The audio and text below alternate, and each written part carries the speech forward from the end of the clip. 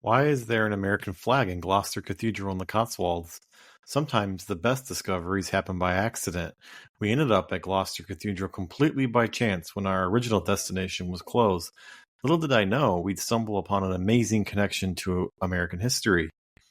This magnificent building has over 1,300 years of history, starting as a Saxon monastery in 678 AD. The foundations of what you see today were laid in 1089, and it survived everything from Henry VIII's dissolution of the monasteries to the English Civil War. Walking in, I was immediately struck by these massive Norman columns in the nave, some of the earliest of their kind in England. We were lucky enough to visit during a special art installation, a giant rotating Mars suspended in the middle of the sanctuary.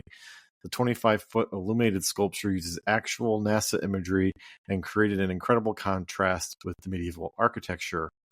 Speaking of architecture, look up.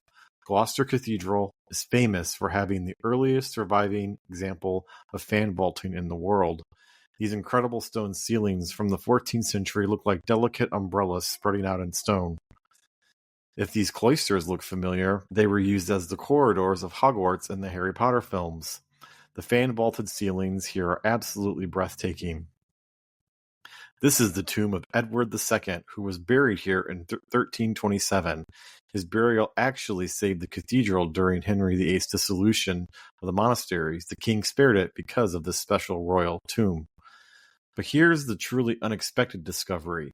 I came across an American flag hanging in a British cathedral. I had to find out why. It turns out Gloucester Cathedral is the burial place of John Stafford Smith, born here in 1750 and educated as a chorister in this very building. He composed a tune for a London gentlemen's club in the 1770s called To Anacreon in Heaven. That British drinking song melody was later used by Francis Scott Key for the Star Spangled Banner during the War of 1812. Yes, America's national anthem was composed by a British cathedral chorister. Smith died in 1836, probably never knowing his tune would become so iconic. These flags were placed here in 1977 to mark America's bicentennial. The American flag was donated by the Rotary Club of New York, and they stand side by side as a symbol of our shared cultural history. Isn't history amazing? I came expecting a beautiful architecture of a cathedral, but discovered this incredible connection between a British cathedral chorister and America's most patriotic song. If you're ever in the Cotswolds, don't miss Gloucester Cathedral.